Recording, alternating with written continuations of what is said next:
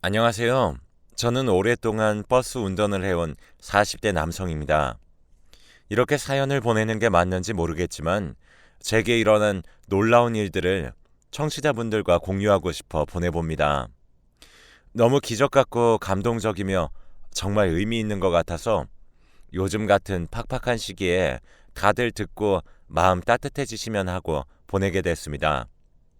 저는 어려서부터 운전과 관련된 일들을 많이 했었습니다. 군대도 운전병으로 다녀왔고 대학 졸업하고서는 바로 한 서울의 유통회사에 취업하게 되었습니다. 처음엔 수출과 수입과 관련된 분야에서 일하다가 나중엔 유통 구조에 대해서 깊게 알게 되었는데 문득 운전과 관련된 기능들을 취득해두면 좋을 것 같아서 일륜기 면허나 화물 면허도 따게 되었습니다. 그러다 보니 점점 전문적으로 운전하는 것에 흥미를 느끼게 되었고 직장이 지루하게 느껴지더군요. 그래서 배를 모으는 일에도 흥미를 갖게 되었고 제대로 배우기 위해 다시 대학을 진학하고자 공부를 시작했었습니다. 늦은 나이에 대학을 위한 공부를 하려니 막막했지만 꿈이 확고했었고 하다 보니 또 할만하다고 느껴져서 몇 개월 정도 공부에 집중했습니다. 그러던 어느 날 예비로 시험지를 풀게 됐는데 점수가 너무 엉망으로 나왔고 과거에 저는 충격을 받았었습니다. 그래서 바로 다음날 근처의 학원에 등록했고 다니게 되었습니다. 20대 중후반의 늦은 나이였기에 저와 비슷한 또래로 보이는 조교 선생님이나 강사님들이 계셨지만 개의치 않고 열심히 공부에 매진했었습니다. 그러던 어느 날 제가 수업을 듣는 교실에 어떤 처음 보는 여자가 등장했고 저는 처음 본 순간부터 그 사람에게 사랑에 빠지게 되었습니다. 아직도 첫인상이 생생하게 기억이 납니다. 작은 키였고 마구 자란 단발머리의 소녀였는데 교실이 꽉 차 있었어서 어디에 앉을지 고민하고 당황한 표정이 너무 귀엽게 보였었습니다.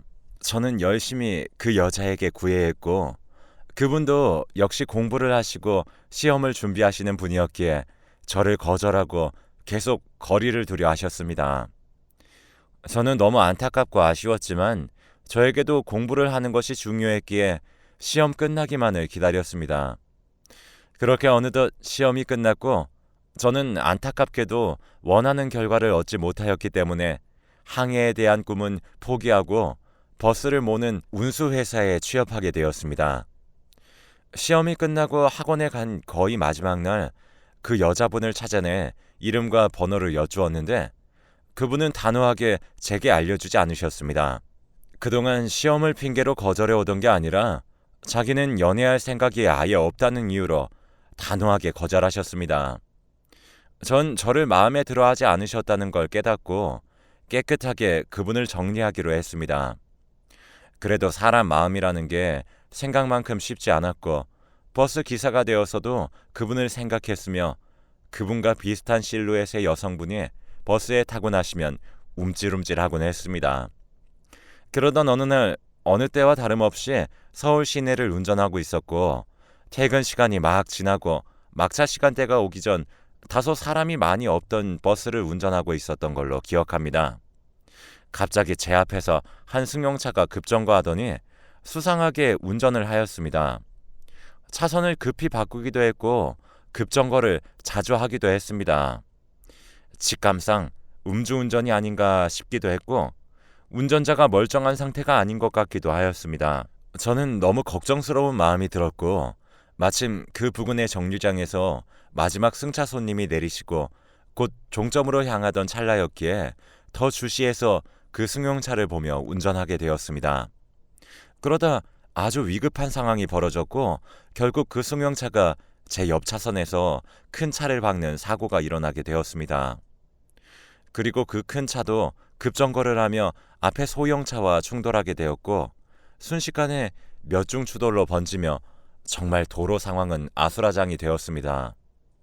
꽤 큰 사고였습니다. 저는 당장 갓길에 버스를 세웠고 최대한 도로 교통에 방해가 되지 않도록 도움을 드렸으며 상황을 살펴서 제가 할 수 있는 일이 있는지 찾고 있었습니다. 곧 경찰과 구급차들이 올 터였지만 다친 사람들은 없는지 걱정이 되었습니다. 사고를 당한 대부분의 차량에서 운전자들이 나와 상황을 살피고 있었는데 한 소형 차량에선 아무도 나와보지 않는다는 사실을 깨달았고 저 소형차를 들여다보아야겠다는 생각이 문득 들었습니다. 그래서 다가갔습니다. 썬팅이 강하게 되어 있지 않아서 다행히 내부 상황을 파악할 수 있었고 운전자와 운전자 옆에는 카시트에 아이가 타고 있었는데 에어백도 터지지 않은 상황이었고 아이를 보호하기 위해 여성 운전자가 몸을 던져 굉장히 위험한 자세로 차 내부에 웅크려 있었는데 피도 보였고 무언가 심각한 상황 같아 보였습니다. 아무래도 차량의 크기가 너무 작아 충격을 그대로 더 크게 흡수한 것 같다는 생각이 들었습니다. 저는 당장 제 버스에 있던 망치를 들고 와 안전하게 유리를 깼고 그 소형 차량 안에서 일단 아이를 먼저 구출했고 그 다음 여성분을 드러냈습니다. 여성분은 팔과 얼굴, 머리 쪽을 심히 다치신 것 같았는데 출혈이 있어 보여서 당장 제가 아는 대로 응급처치를 해드리고 구급차가 도착하자마자 여기 응급 환자가 있다며 외쳤습니다.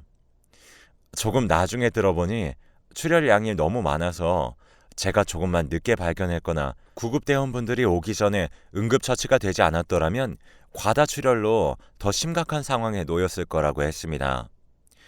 여기서 정말 놀라운 일이 있었습니다. 사고 현장에서는 정신이 없어 잘 몰랐고 더군다나 얼굴이 피범벅이었기 때문에 알 겨를이 없었습니다. 그런데 그분이 고맙다는 인사를 전하러 오셨을 때 마주했는데 바로 제가 대학 입시를 다시 준비하던 학원에서 제가 첫눈에 반했던 바로 그 여자였습니다. 머리도 많이 길어졌고 그 옛날의 학생 느낌이 완전히 없어져 있었습니다. 정말 길거리에서 마주쳤다면 못 알아볼 수도 있었겠다고 생각했고 첫사랑이 뭔지 그 의미가 조금 우스워지기도 했습니다. 알아보지도 못할 사람을 1년 정도 끙끙 앓아가며 사랑했다는 사실과 후에도 오래 잊지 못하였다는 사실이 말입니다. 이 계기로 그 여자를 다시 재회하게 됐을 때는 그래서 상황이 뒤바뀌어 있었습니다. 저는 예전과 달리 그 여자분에 대한 사랑이 거의 없는 쪽에 가까웠고 또 하는 일 특성상 스케줄이 유동적이고 늦은 시간대에 일을 하는 경우도 많았기에 그 여자분과 가까워질 여유가 상대적으로 적었습니다. 하지만 그 여자분은 저에 대한 고마움이었는지 사랑이었는지 모르겠지만 저에게 큰 호감을 표현하셨습니다. 그래서 큰 부담감 없이 그 여자분을 몇 번 만나보게 되었습니다. 제대로 된 연애를 해본 적도 드물었고 또 당시에 너무 바쁜 일정으로 일을 하고 있었기 때문에 사실 처음 몇 번은 큰 감정을 못 느꼈었는데 횟수가 거듭될수록 정말 좋으신 분이라는 것을 느꼈고 삶의 활력을 받는다는 생각이 들었습니다. 그래서 그분과 진지하게 교제를 시작하게 되었습니다. 어렸을 때 혼자 짝사랑했던 첫사랑을 우연히 제외하여 이렇게 좋은 만남을 가지게 되었다는 사실에 감사하며 하루하루를 소중히 보냈습니다. 그리고 교제를 하면서 알게 된 사실인데 제가 그 당시 구해주었던 여자친구 차 안에 있었던 아기는 여자친구분 언니의 아이였다고 했습니다. 제 여자친구의 조카였던 것입니다. 그 아이와도 아주 잠깐씩이지만 어쩌다 얼굴을 보게 됐었고 제게 무척이나 고마워하였습니다. 그 사고 이후로 여자친구와 그 아이는 기적처럼 살아났다는 것에 감사히 생각하며 제게 무척이나 고마워했다고 거듭 강조했었습니다. 정말 행복한 나날들이었고 여자친구와의 사랑은 점점 깊어져 갔습니다. 그러던 어느 날 여자친구가 굉장히 심각한 표정으로 제게 울며 말했습니다. 형부가 조금 심각하고 고치기 힘든 병에 걸렸다는 소식이었습니다. 여자친구를 달래고 상황을 찬찬히 들어보니 여자친구의 형부분은 희귀한 병에 걸리신 상황이었고 그 병은 바로 갑자기 바람이나 추위가 느껴지면 심각한 통증을 느끼는 병이라고 전해 들었습니다. 정확한 병명은 기억이 안 나지만 치료가 매우 어렵고 그 형님분이 느끼신다는 통증의 정도까지 매우 심각한 상황이라서 매우 안타까운 경우였습니다. 무엇보다도 그렇게 질병을 얻게 되시면서 기존에 다니던 회사를 더 이상 다니지 못하게 되셨고 자연스럽게 수입이 끊기며 가정이 매우 힘들어졌다는 이야기도 전해 듣게 되었습니다. 여자친구가 언니네 가족과 매우 각별하게 지내는 사람이었기에 여자친구는 본인의 일처럼 하루하루 너무 힘들어하였고 급기야 저 몰래 본인이 일을 늘리기까지 하였습니다. 밤까지 운영하는 술집에서 서빙 아르바이트를 하며 수입을 늘려서 언니네 사정에 보탬이 되려고 하였습니다. 초반엔 일을 하는지도 몰랐는데 이게 시간이 지나니까 점점 여자친구가 피곤해했고 체력적으로도 많이 힘들어했었습니다. 그러다가 저에게 들키게 되었던 것입니다. 저는 버스 운전 기사였고 여자친구는 당시 학원 강사였기 때문에 수입이 형부의 가정을 책임지고 도울 만큼 여유롭지 못했습니다. 여자친구가 점점 더 힘들어함과 동시에 저에게 의존하는 정도도 커졌고 그 무렵 저는 이상하게 여자친구와의 결혼을 결심하게 되었습니다. 그래서 조금 지나지 않아 간소하게 결혼식을 올리고 혼인신고를 하게 되었습니다. 그리고 제가 책임지겠다고 이야기했습니다. 원래 제 아내가 빚지는 걸 못 견디는 성격이었고 저와 연인 사이일 땐 더욱 그게 심했었는데 결혼을 하니까 조금은 나아졌습니다. 그래서 제가 버스 운전을 일찍 마치는 날이나 휴무 날에는 대리운전 일을 하게 되었습니다. 정말 열심히 일했고 그렇게 번 돈으로 저축도 했고 아내의 언니, 그러니까 제 처형 가족 내 살림에도 보탬을 드렸습니다. 그렇게 하루하루 열심히 살다 보니 몸은 너무 피곤했지만 아내를 고생시킬 수는 없었기에 정말 열심히 일했습니다. 그러던 어느 날 제가 대리운전 일을 하던 한 새벽이었습니다. 그날도 너무 피곤했지만 졸음운전은 안 되기에 정말 졸음을 꾹 참아가며 일을 하던 중이었고 마지막 차량에 탑승하기 전에 근처 편의점에서 에너지 드링크 음료를 구매해서 마시고 탔습니다. 그 차의 주인은 저보다 나이가 훨씬 많아 보이시는 지긋한 나이의 할아버지셨는데 풍채도 좋으셨고 그 차가 상당히 고급스러운 차종이었기에 여유로운 분 같아 보이셨는데 실제로 하시는 언행과 행동도 느긋하고 둥글둥글 하셨습니다. 에너지 음료를 마시는 제 모습을 보고 많이 피곤하면 조금 눈을 붙이고 출발해도 좋겠다고 하셨습니다. 본인도 지금 조금 술이 들어가 당장 출발하면 속이 안 좋을 수도 있고 이미 아내에게 조금 꾸지람을 심하게 듣고 아내가 잠든 상태이기 때문에 조금 더 늦는 건 괜찮다며 농담도 던지시고 저를 배려해 주셨습니다. 그간 대리운전 일을 해오면서 이렇게까지 따뜻하고 감사한 분은 정말 처음이었습니다. 어쩌면 그날따라 제가 너무 힘들었던 거였을 수도 있습니다.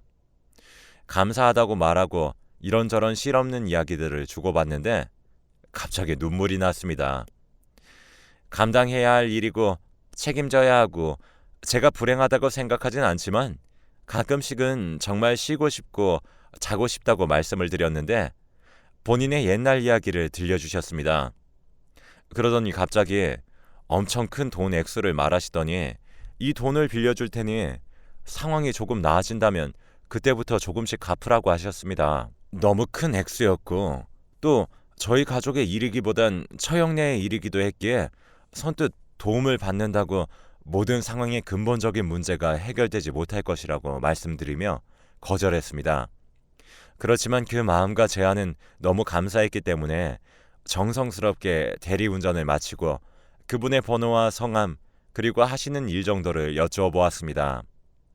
올해 대학병원에서 의사로 일하셨고 개업도 하셨으며 현재는 교수로 일하고 계신다고 하셨고 언제든지 돈이 필요하게 되면 말하라고 하셨습니다.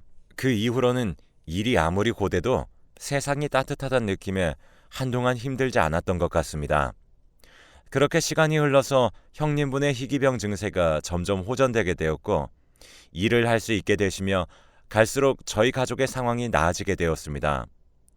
그리고 몇 년의 시간이 지나서 처형의 아이, 제 아내의 조카, 그러니까 제가 10여 년 전 구해줬던 아이가 대학에 진학하게 되었고 올해 아빠의 투병 생활을 지켜보며 의사의 꿈을 꾸었던 아이는 의대에 진학하게 되었습니다. 가족 전부 꿈을 이루어가고 있는 아이가 기특해서 함께 기뻐하였습니다. 그리고 살아가면서 저희의 형편은 점점 더 좋아졌습니다. 이사도 했고 올해 형편이 안 좋아 2세 계획은 꿈도 꾸지 못하였었는데 늦둥이지만 아이도 가지게 되었습니다. 너무 행복한 날들의 연속이었습니다. 그리고 어느 날 아내로부터 이런 소식을 듣게 되었습니다. 조카 자식이 대학에서 수업을 듣다가 갑자기 수업을 진행하시던 교수님이 급성 심장 발작 증세를 일으키셨는데 엄청 신속하게 응급처치를 완벽하게 해내었고 119 신고를 하고 구조대가 도착하기 전까지 대응을 잘했다고 하였습니다. 학생들 대부분이 당황했었고 모두 의대생들이었지만 정확하게 어떠한 증상이었는지까지는 알지 못하였는데 조카는 뇌의 문제로 쓰러지신 게 아니라 심장 쪽의 문제로 쓰러지신 것이라고 파악하고 아주 적절하게 조치를 취했다고 하였습니다. 아내를 통해 전해 들었던 말들이라 정확하게 기억이 나진 않지만 여튼 조카가 매우 기특한 일을 해냈다는 이야기였습니다. 조카가 기특하고 대단하다고 느껴졌지만 한편으로는 그렇게 크게 생각하고 있진 않았기 때문에 저는 듣고 바로 까먹었었습니다.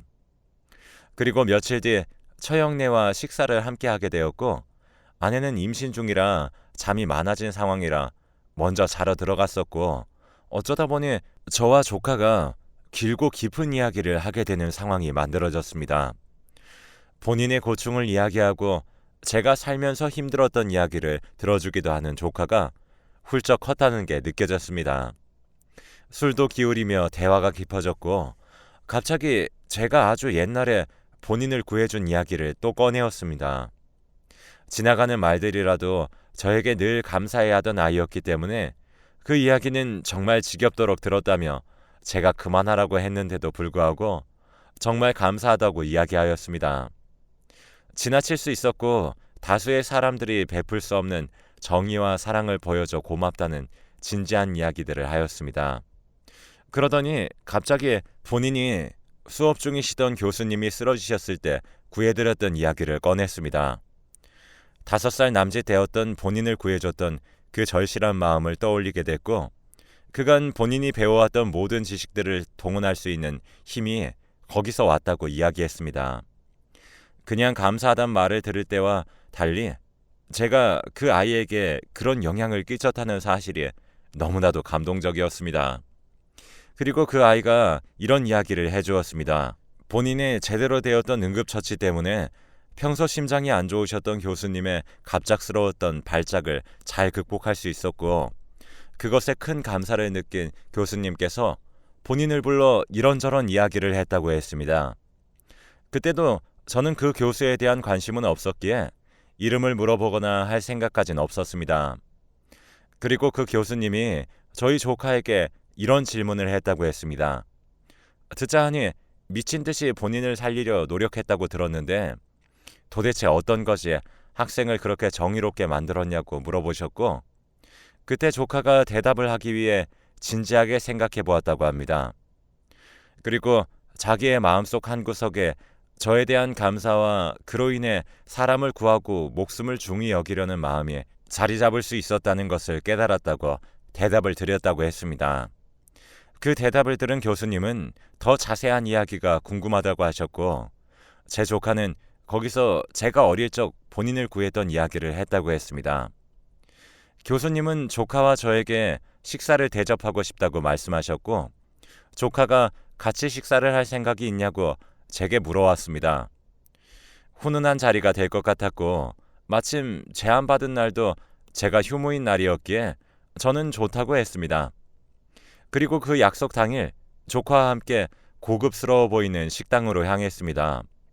거기서 저는 정말 엄청나게 놀랐습니다.